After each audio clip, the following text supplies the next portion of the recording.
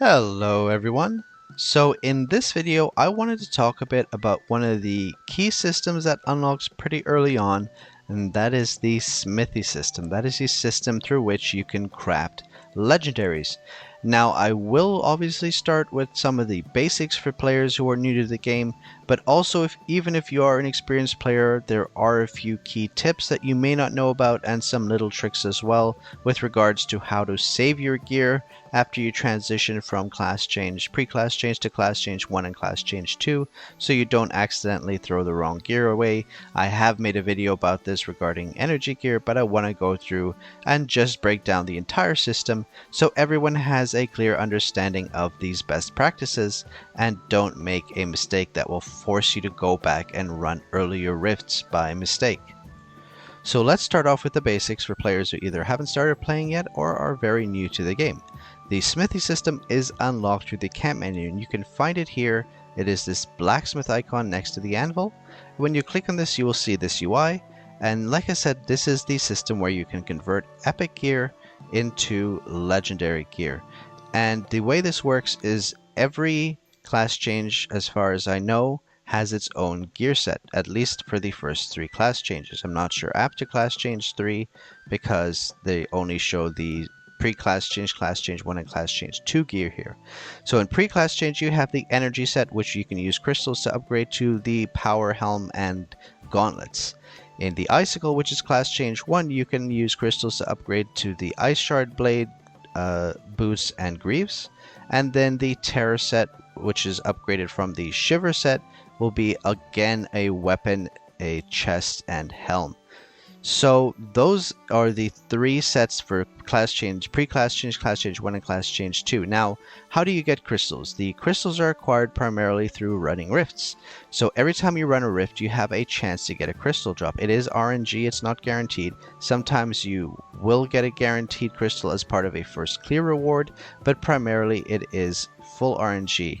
Now, there is a way to get slightly better crystal RNG, and that is through an artifact known as the sequel to Edda's poem. And let me just show you that here. Here you go. So, sequel to Edda's poem. In rifts, when obtaining crystals, there is a X% chance to obtain an additional one.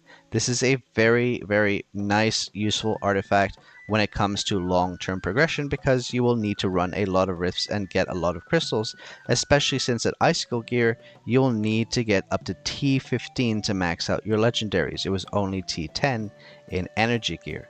So this is a very good one, and the source, as you can see here, is a potential treasure hunt reward in all regions. So it's not just limited to Dark Moon or the volcano. It is obtainable from all regions, meaning you will eventually get one if you are doing your daily energy as you should be. You know, it's just a matter of time how long it'll take you to get enough fragments or to pull in a whole artifact. So definitely keep an eye out for that. It'll help you a lot in your progression.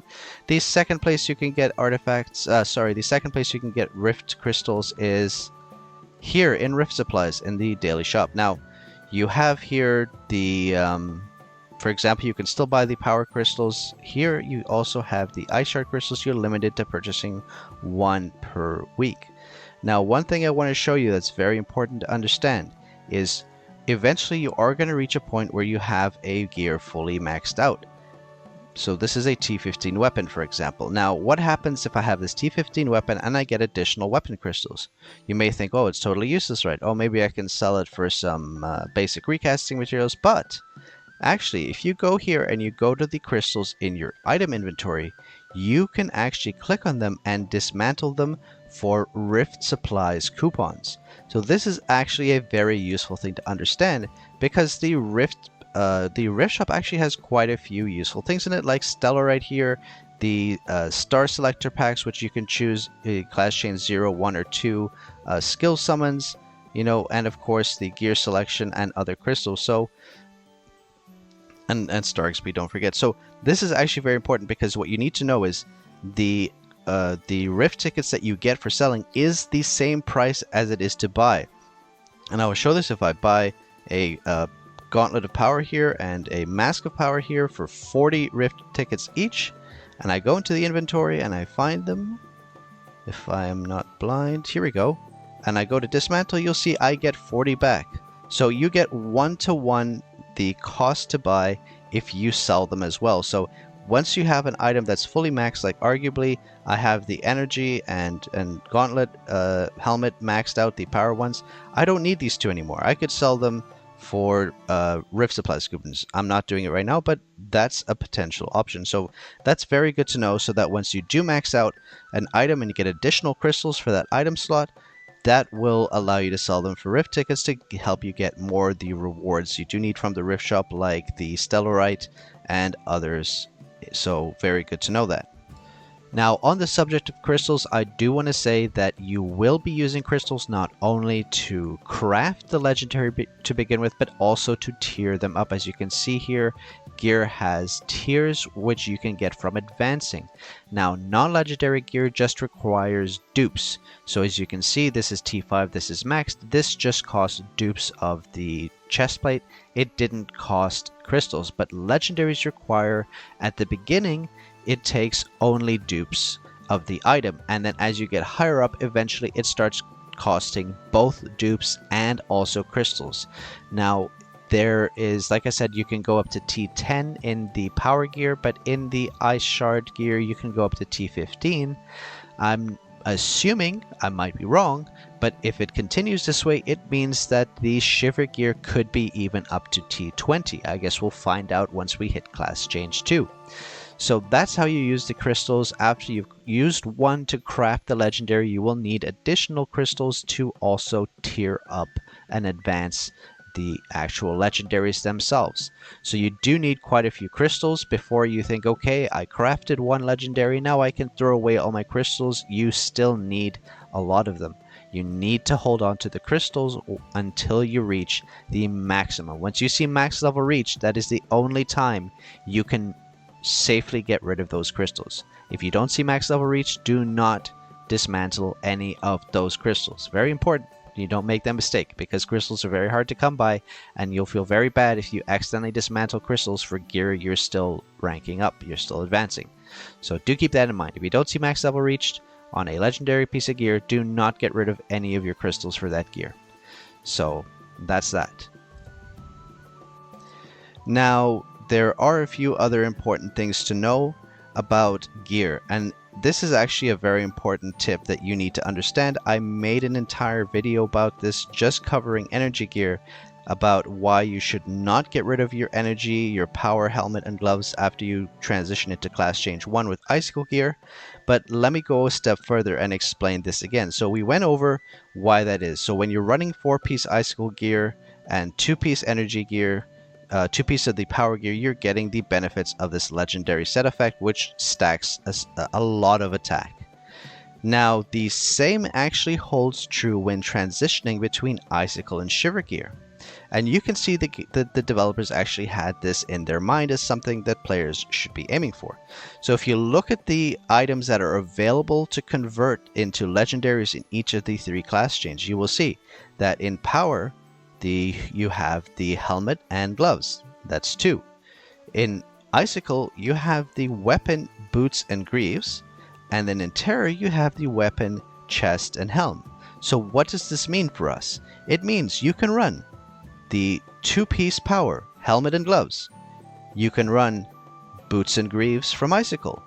That's 2 and 2. And from Terror, you can run the weapon and the chest. That is all 6 gear slots. So yes, I am telling you that the best practice when it comes to legendary gear will be, for maximum DPS output, to run 2 pieces of power, plus 2 pieces of Icicle, plus 2 pieces of Terror. Specifically, you will keep the helm and the gloves from power, you will keep the boots and the greaves from Icicle, and you will keep the weapon and the chest from Terror. And this will give you you'll get basically all of the legendary effects from all those pieces of gear. Now, it is a slight sacrifice from some stats. For example, the gauntlet does give a raw attack here, which you're going to be missing out on, but because of this effect, the stacking power and attack percentage effect here, you need this. This is going to far overrule any increase in raw attack you get here because of how insane the stacking is. Up to, I believe, yeah, every 15 seconds you get 4% more attack. I mean, this just goes crazy, especially in some of the longer fights. As the fights get more challenging in game, the duration of the fights are only going up, not down. So that's some very important things to understand. Is if you had to sum, if you wanted a TLDR and everything I just said with regards to gear, is whenever you transition between class changes, do not immediately just dismantle all of your gear. Don't smelt all your gear. Make sure you're keeping at least the legendaries from the previous tier, because there is a good chance you will be using them. In this case, you will be. You'll be running these 2 legendaries plus these 2 legendaries, and then the 2 shiver legendaries once we unlock class change 2.